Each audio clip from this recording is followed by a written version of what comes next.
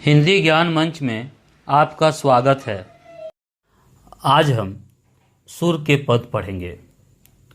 सुर के पद सूरदास द्वारा लिखित है।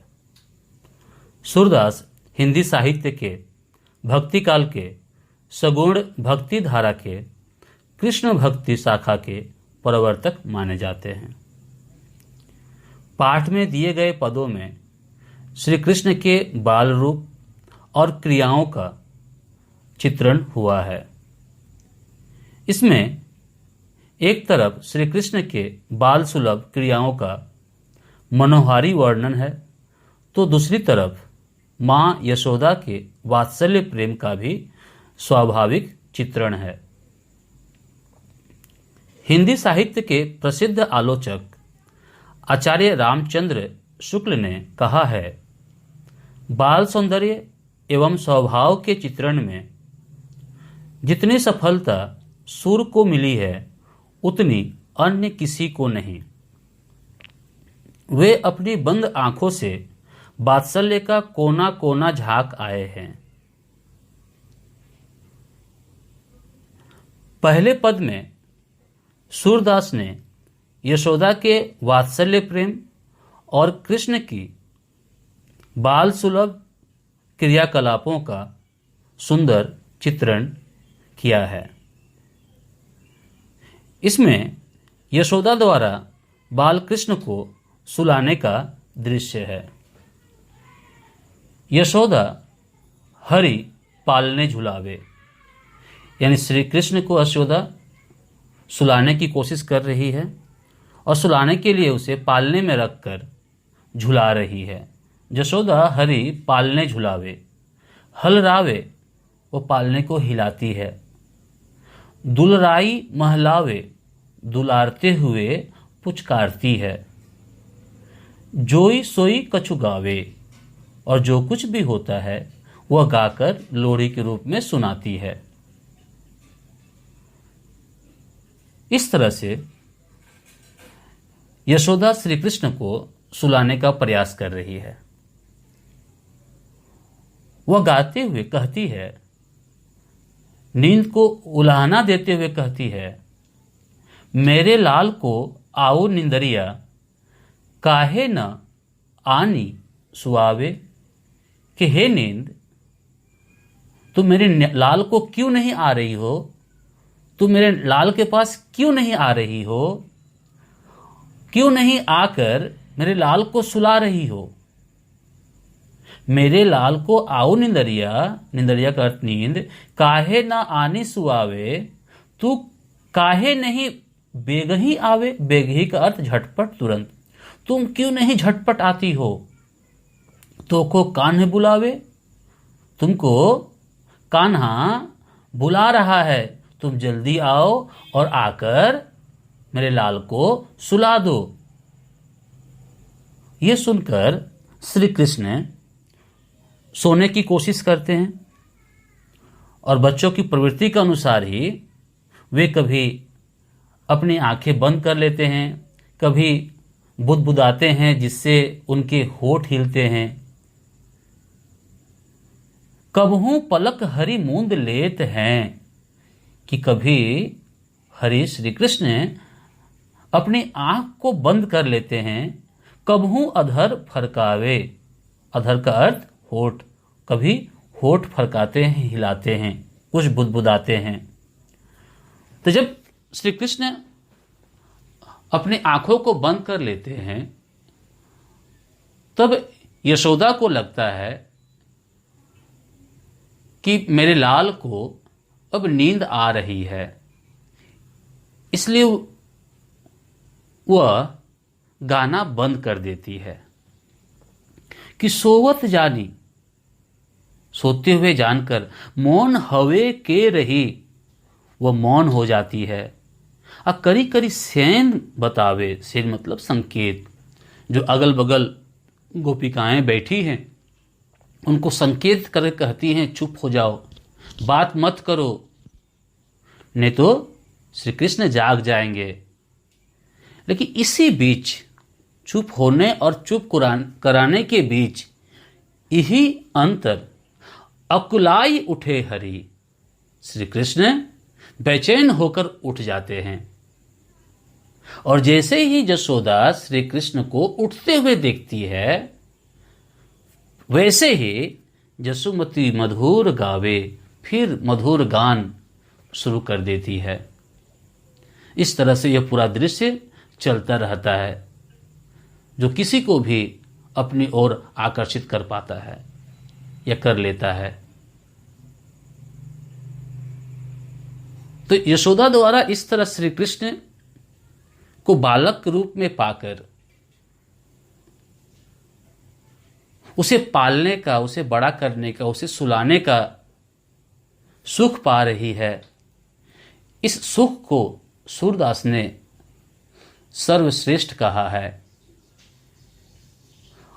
और कहते हैं कि जो सुख सूर अमर मुनि दुर्लभ, जिस सुख को पाना देवताओं, अमर मतलब देवता, मुनियों को भी दुर्लभ है, जो योग के माध्यम से, साधना के माध्यम से प्राप्त नहीं कर पाते हैं, वह सुख नंद भामिनी पावे, नंद की पत्नी यशोदा पाती है।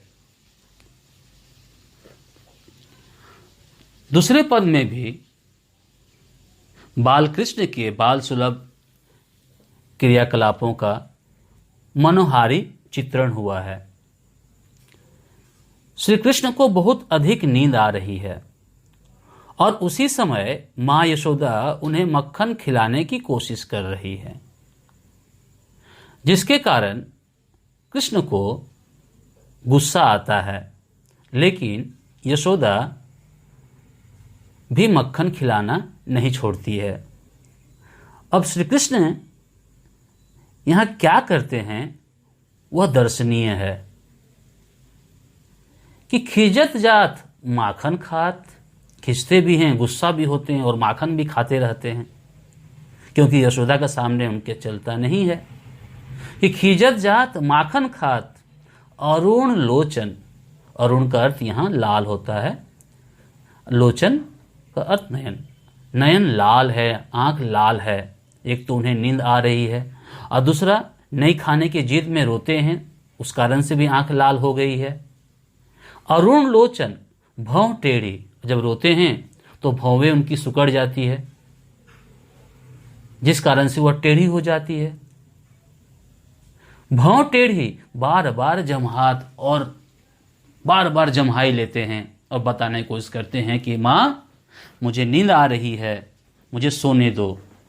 कि अरुण लोचन भौं टेढ़ी बार बार जमहात कबहू रुंझुन चलत घुटरुन, कि कभी वह नहीं खाने के लिए घुटने के बल आगे बढ़ जाते हैं, और घुटने के बल आगे बढ़ने से जो पैंजनी वह पहने हैं पैर में, उसमें जो घुंघरू है, उस घुंघरू की रुंझुन आवाज बहुत ही मधुर है। कभू रुंझुन चलत घुटरुन, कभू रुंझुन आवाज आए, कभी वह घुटने के बल, घुटनों के बल चलना शुरू कर दे, और कभी वह जमीन पर ही लौट जाए और पूरे शरीर को धूल से सान दे, पूरे शरीर पर धूल लग जाए।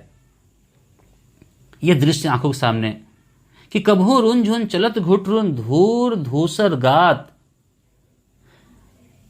कबहू झुक के अलग खींचत, अलग का अर्थ बाल, और कभी झुककर अपने ही बाल को खींचते हैं। कबहू झुक के अलग खींचत नैन जल भर लात, और कभी आंखों में आंसू भर लाते हैं, रोने लगते हैं, यानी उन्हें खाना ये पसंद नहीं है। कबहू तुतरे बोल बोलत, जब बच्चे बोलना शुरू करते हैं तो उनकी आवाज स्पष्ट नहीं होती है और एक ही शब्द को कई बार बोलते हैं, तो बोलने के प्रयास में तरह तरह की आवाज निकलती है। तो इस आवाज को, इस तरह के बोल को कवि ने तुतले बोल के रूप में कहा है। तो श्री कृष्ण खाने के लिए मना करते हैं वो कुछ बोलना चाहते हैं लेकिन आवाज मुंह से निकलती है, स्पष्ट नहीं होती है। तो कबहू तुतरे बोल बोलत और कबहू बोलत ताता, कभी अपने पिता को बुलाते हैं, नंद को बुलाते हैं, ताकि आकर वो यशोदा से उन्हें बचाए। तो यह दृश्य इतना सुंदर है, इतना सुंदर है कि इसका एक क्षण भी यशोदा अपनी आंखों से ओझल नहीं होने देना चाहती है। क्या कहते हैं कि सूर हरि की निरखी शोभा, सूरदास कहते हैं कि श्री कृष्ण की शोभा देखकर निमिष तजत न मात, मां यशोदा एक क्षण भी इसे छोड़ती नहीं है, इस दृश्य को त्यागती नहीं है। इस दृश्य को देखकर मन ही मन खुश होती है। उनके अंदर का जो पुत्र प्रेम है, वात्सल्य प्रेम है, और भी ज्यादा जगने लगता है। इस तरह से यहां पर श्री कृष्ण के बाल सुलभ क्रियाओं और माता के प्रेम दोनों को दिखाया गया है।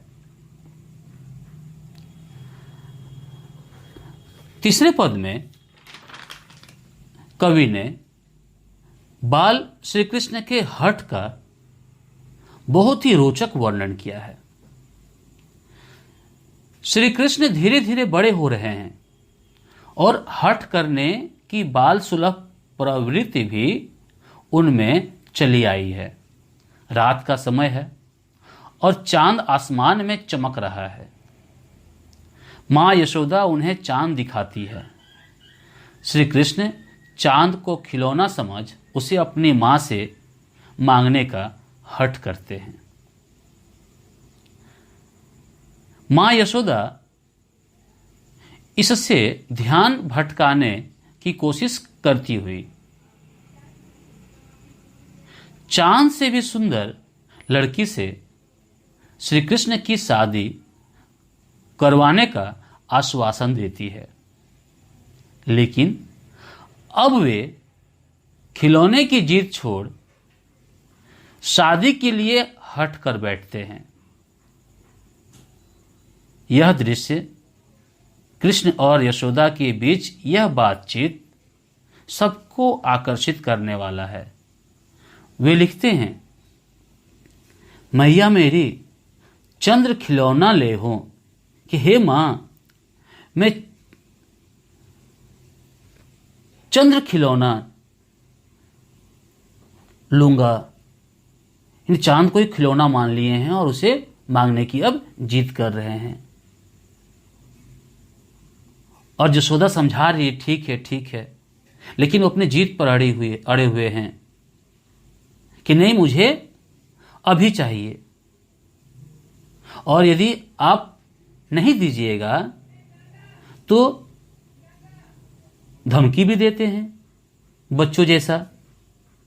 धौरी को पै पान न करियो। धौरी सफेद गाय, गाय के लिए, यानी यदि आप वो चांद खिलौना मुझे नहीं देती हैं तो मैं गाय का दूध नहीं पीऊंगा। बेनी सिर न गुथेयो और चोटी भी नहीं बांधवाऊंगा। मोतीन माल न धरियो उर पर। माल का अर्थ माला, उर का अर्थ हृदय, कि मोती की माला भी मैं नहीं पहनूंगा, अपने हृदय पर, अपने गले में नहीं लगाऊंगा, नहीं धारण करूंगा। झुंगली कंठ न ले हो। झुंगली का अर्थ कपड़ा, और कपड़ा भी नहीं पहनूंगा। जय हो लोट अभी धरनी पर, और मैं अभी धरती पर, जमीन पर लौटने लगूंगा। तेरी गोद न आई हो, लेकिन मैं तुम्हारी गोद में नहीं आऊंगा। इस तरह से कृष्ण अपनी तरह से हर तरह का तर्क देकर, धमकी देकर किसी भी हाल में उस चांद रूपी खिलौना को पाने की जिद करते हैं। आगे भी कहते हैं कि लाल कहेयो नंद बाबा को, मैं नंद का बेटा कहलाऊंगा। तेरो सुत न कहियो, सुत मतलब बेटा, लेकिन तुम्हारा बेटा नहीं कहलाऊंगा। अब यशोदा क्या करे, संकट में फंसी हुई है। अब बच्चे की जीत को कैसे छुड़ाएं, वो तो हट करके बैठा हुआ है। तो एक जीत को छुड़ाने के लिए मां दूसरे चीज का प्रलोभन देती है। वो प्रलोभन क्या है कि कान लाए कछु कहत जसोदा। कान के पास जाकर जसोदा श्री कृष्ण से कुछ कहती है। दावही नाही सुनई हो, दावही मतलब बलराम, और जो कहती है वो दाऊ को, बलराम को कहने से मना करती है। यानी बहुत ही रहस्यमयी बात है, यह पहले श्री कृष्ण के दिमाग में भर देती है। बहुत ही व्यक्तिगत बात है, यह सिर्फ श्री कृष्ण के लिए है और किसी के लिए नहीं, इसलिए इस बात का पता किसी को नहीं चलना चाहिए कि कान लाए कछु कहत जसोदा, दाऊही नहीं सुनई हो। चंदा हूं ते अति सुंदर तो ही, नवल दुल्हिया व्यय हो। चंदा से भी अधिक सुंदर तुम्हारी शादी नई दुल्हनिया से कराऊंगी। अब चांद तो सुंदर कृष्ण को लगा, इसलिए वह उसे खिलौना समझ बैठे और मांगने का हट कर दिए। अब चांद से भी सुंदर दुल्हनिया मां यशोदा देने की बात कर रही है। अब यहां वह चंद्र खिलौना को तो भूल गए, लेकिन अब चांद से भी सुंदर दुल्हनिया के लिए हट कर बैठे। कितना सुंदर दृश्य है कि चंदा हूं ते अति सुंदर तो ही, नवल दुल्हनिया ब्य हो। तेरी, अब कृष्ण क्या कह रहे हैं हट में कि तेरी सो मेरी सुन मैया, तेरी सुगंध, तेरी सौगंध, मां मेरी बात सुन। अभी ब्याहन जय हो, मैं अभी ब्याह करने जाऊंगा, मैं अभी शादी करूंगा। बच्चे का यह जिद हर किसी को मोहित कर लेता है, हर किसी को हंसा देता है। ये तो श्री कृष्ण हैं कि तेरी सो मेरी सुन मैया, अभी ब्याहन जय हो। सूरदास सब सखा बराती, और उस ब्याह में श्री कृष्ण के सभी सखा, सभी ग्वाल बाल बराती के रूप में जाएंगे। नूतन मंगल गए हो, और मंगल गीत गाएंगे, क्योंकि यह मंगल कार्य हो रहा है। इस तरह से यहां पर श्री कृष्ण के हठ को दिखाया गया है, और एक बच्चे के हठ में किस तरह की बाल सुलभ बातें होती है जो लोगों को आकर्षित करती है, उसे भी सूरदास ने बखूबी दर्शाया है, जिसे देखकर हर किसी का चित्त, हृदय प्रसन्न हो जाता है। इस प्रकार यहाँ तीनों पद में श्री कृष्ण की बाल लीला का वर्णन करते हुए उनकी भक्ति की है। यह पाठ यहीं समाप्त होता है। धन्यवाद।